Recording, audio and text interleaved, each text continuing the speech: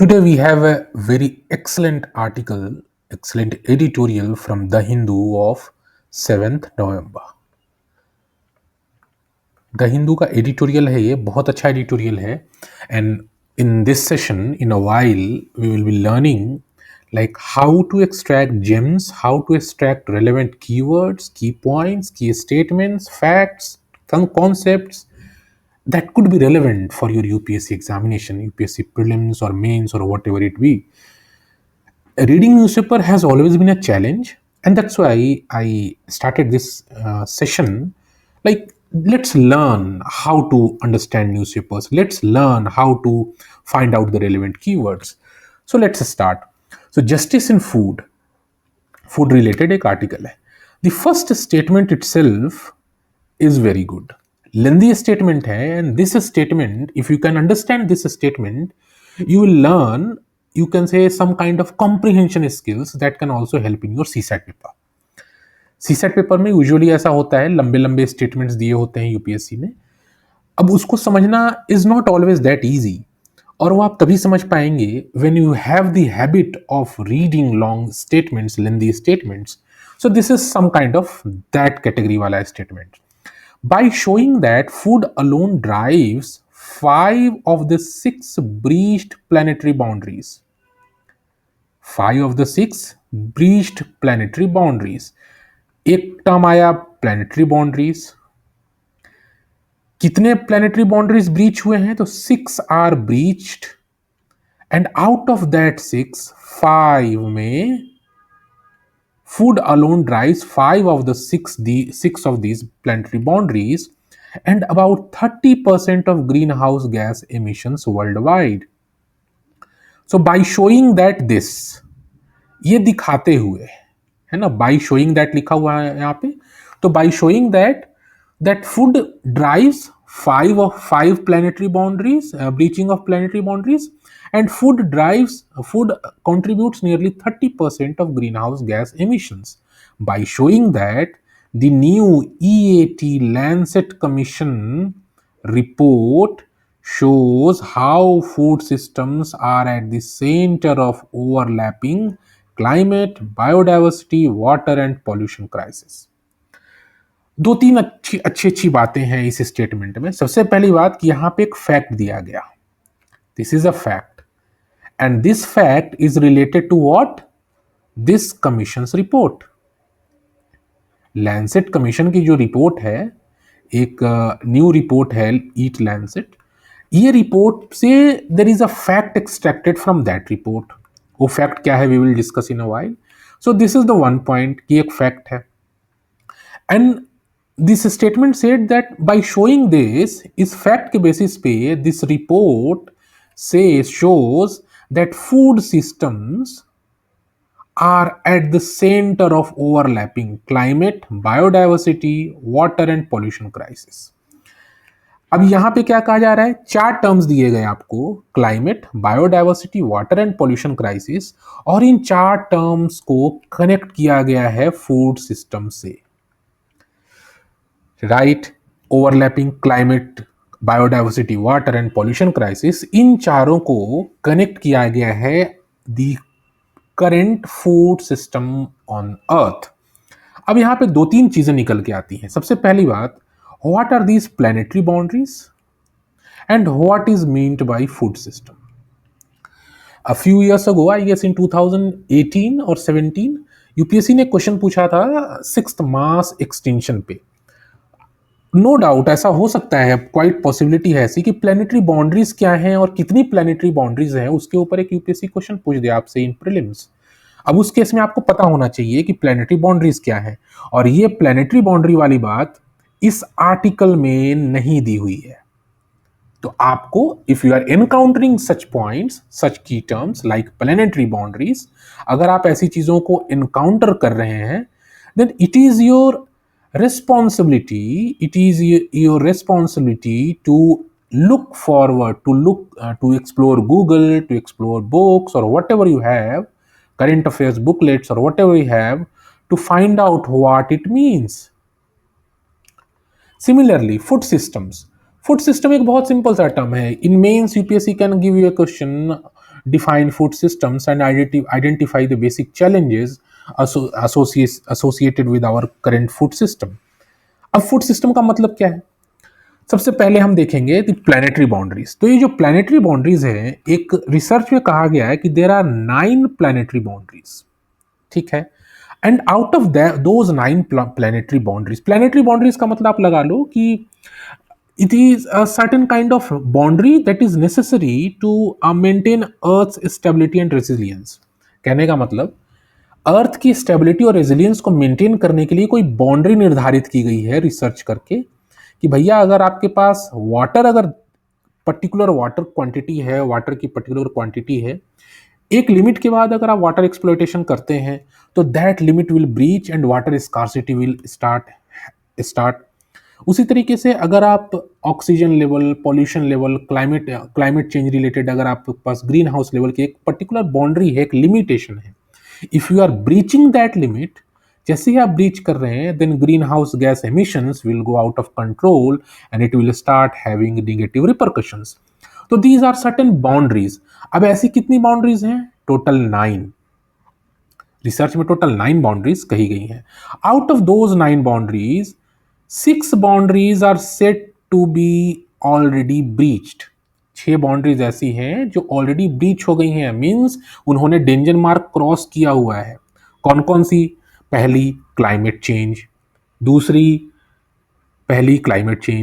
दूसरी biosphere integrity, तीसरी land system change.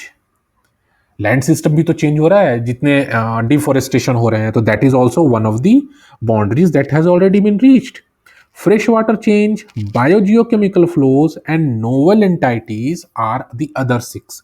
Novel entities का मतलब जितने भी एडिशनल सिंथेटिक आइटम्स जो हमने इंट्रोड्यूस करे हैं, फॉर एग्जांपल प्लास्टिक्स, माइक्रोप्लास्टिक्स, ठीक है, ऑर्गेनिक पॉल्यूटेंट्स, तो ये सब नोवल एलिमेंट्स हैं, नोवल एंटिटीज हैं, इनको हमने इंट्रोड्यूस करा है। सो ये भी जो है they have also breach the planetary boundary. मतलब इनका कंजम्पशन इतना हो रहा है on earth that it is certainly going to impact very severely the ecosystem of entire earth.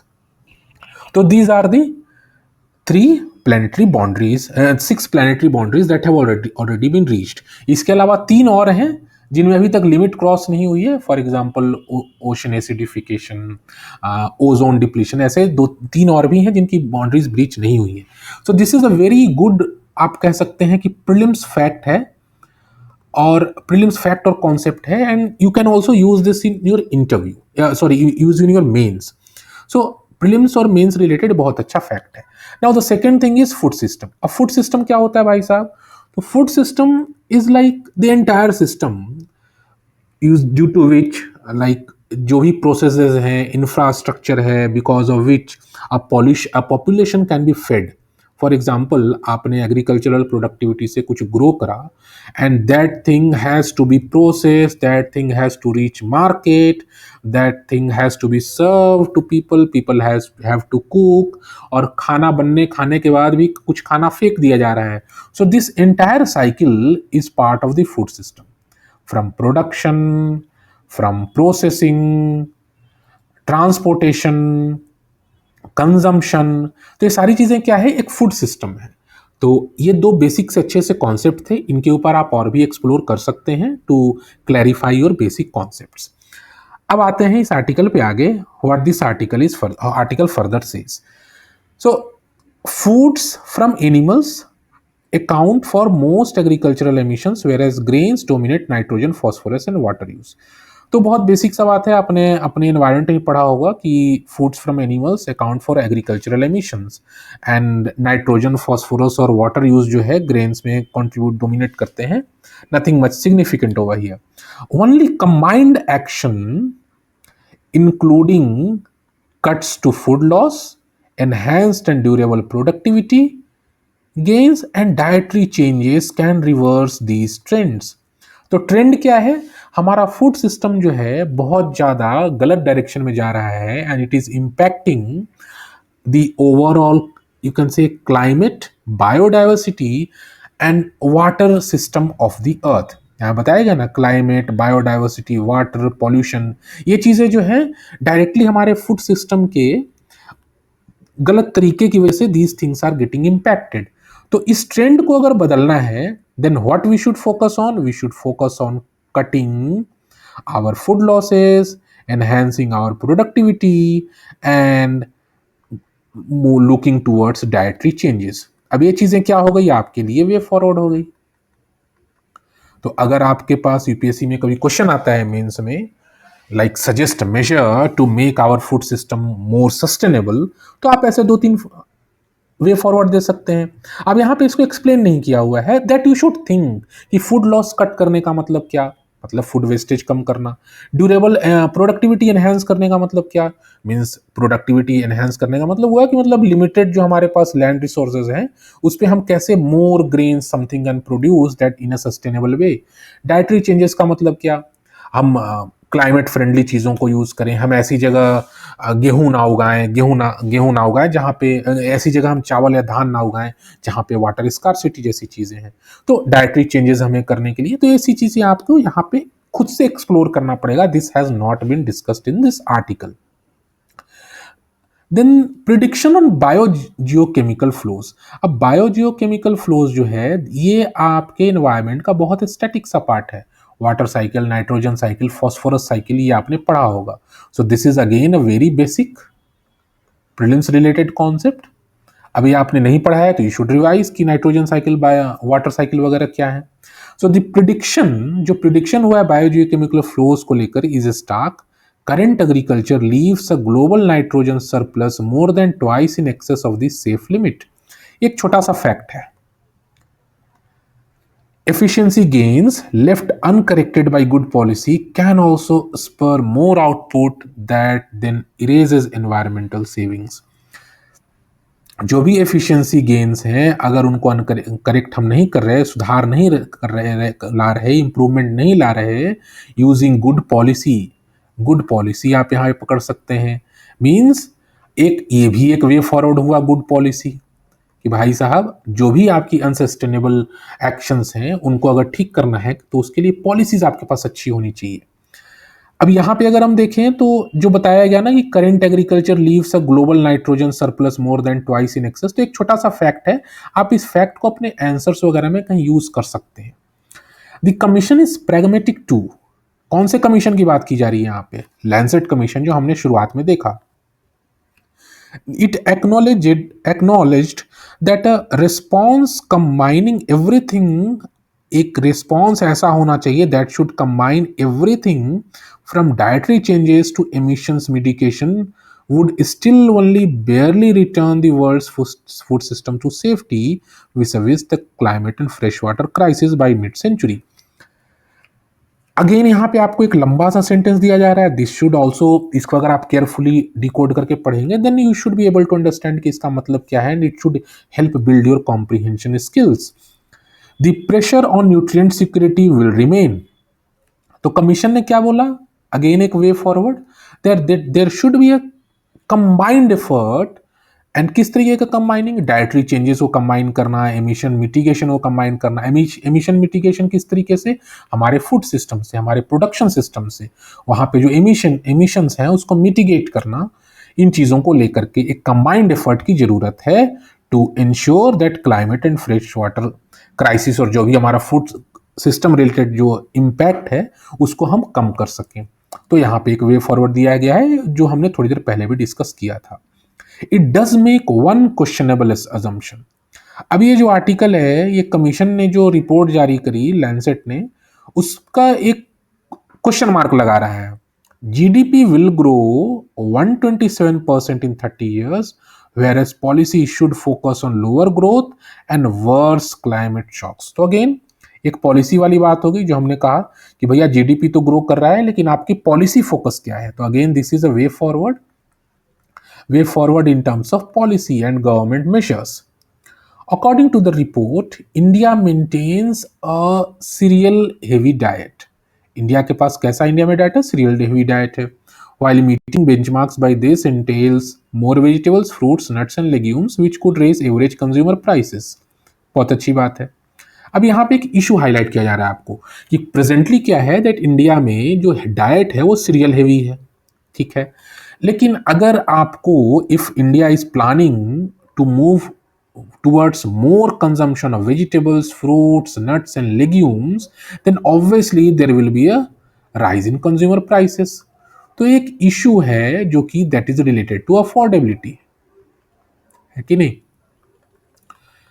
कि भाई साहब अगर आप अच्छे फूड की तरफ अगर आप स्विच करेंगे, वेजिटेबल्स, फ्रूट्स, नट्स, लेग्यूम्स जो कि न्यूट्रिशियस भी हों और थोड़े से अच्छे हों, उस पर अगर स्विच करेंगे तो आपके लिए कंज्यूमर प्राइसेस बढ़ेंगे।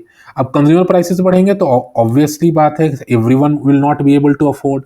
तो अफोर्डेबिलिटी एक इशू है यहाँ पे, is already fragile in areas that import, और जो ऐसे एरियाज जो कि इंपोर्ट करते हैं इन फूड्स को, ऐसे areas which are import dependent with respect to these foods, उसमें तो वहां पे अफोर्डेबिलिटी का और ही बहुत बड़ा मेजर कंसर्न है, because consumers will be expose to price shocks. तो ऐसे ऐसे ना की टर्म्स आपको पिक करने हैं। अब प्राइस शॉक्स बहुत अच्छा एक टर्म है, आप इसको यूज कर सकते हैं। अफोर्डेबिलिटी बहुत अच्छा टर्म है, आप इसको यूज कर सकते हैं, ठीक है। फ्रेजाइल एक अच्छा वर्ड है, आप अपने वोकेबलरी इनहेंस कर सकते हैं इन चीजों से।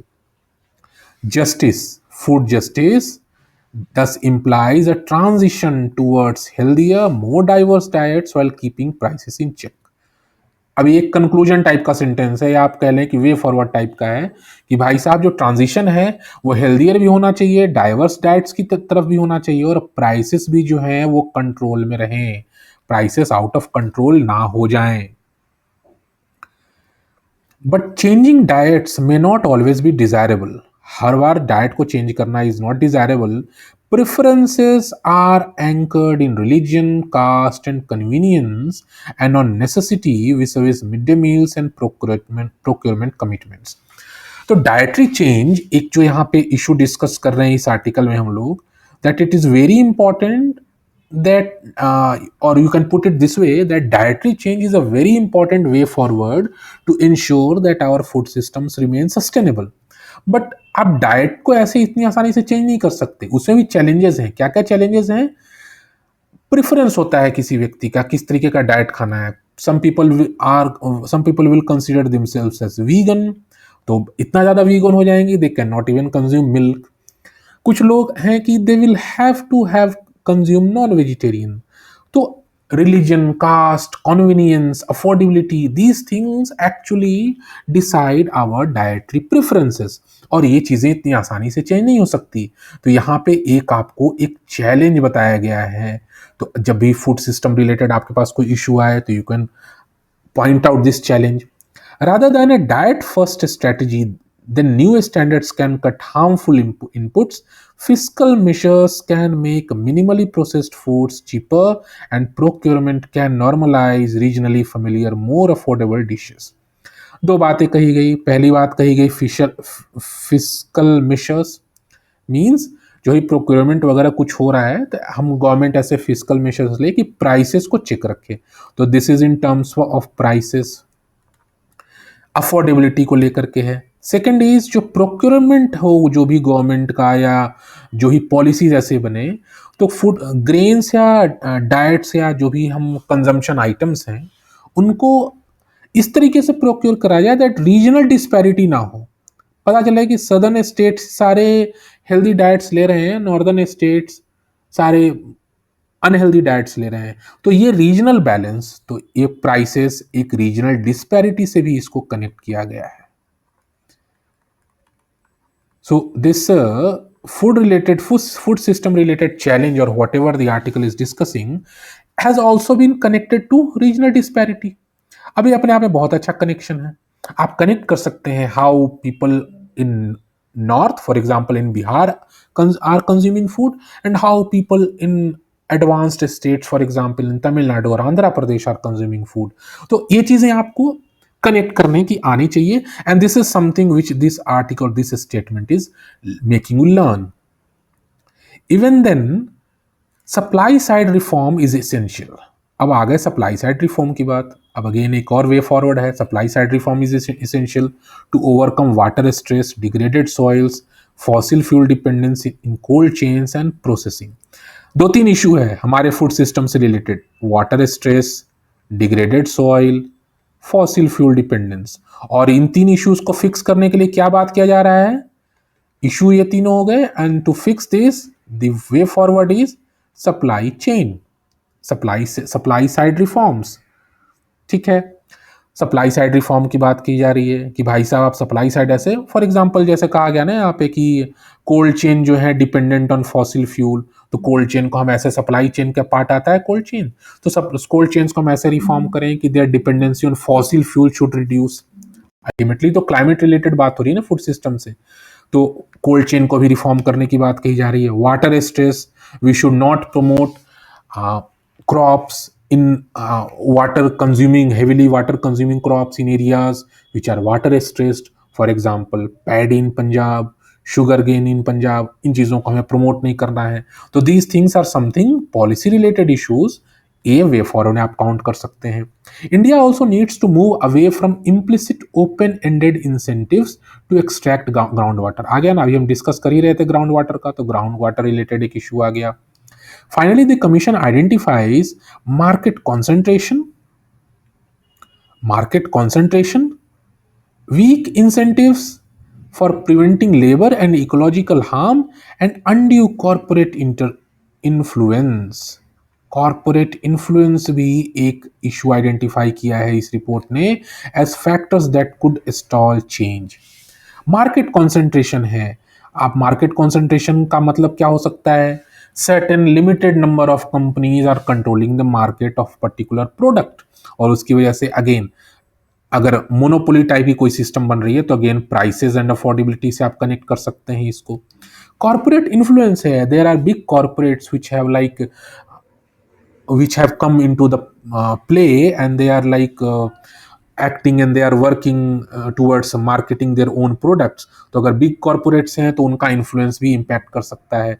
तो these are again certain issues, how corporate, how big companies, how market can be connected to food system, these are certain good issues highlighted over here। Justice on other hand demands a stronger collective bargaining by workers and small producers and consumer representation in regulatory processes।